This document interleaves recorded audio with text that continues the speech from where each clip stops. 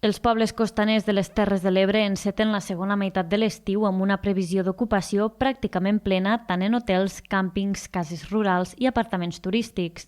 És el cas de l'Ampolla, que encara l'agost amb optimisme.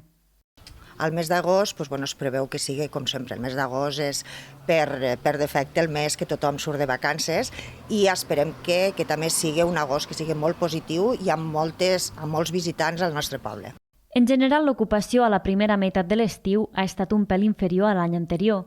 Des de l'àrea de turisme de l'Ametlla de Mar consideren que el fet de viatjar ja no sigui només una activitat d'estiu o la celebració dels Jocs Olímpics a París poden ser alguns dels motius.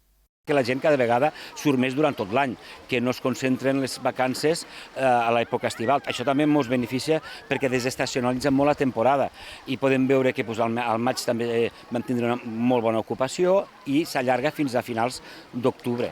Una altra conseqüència que ens comenten també alguns privats, que els anys de grans aconteixements esportius, com ara pot ser un europeu de futbol o unes olimpiades, afecta.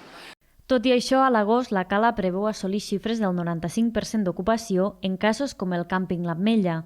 L'allotjament explica que les temperatures més suaus de juliol han propiciat l'augment d'activitat.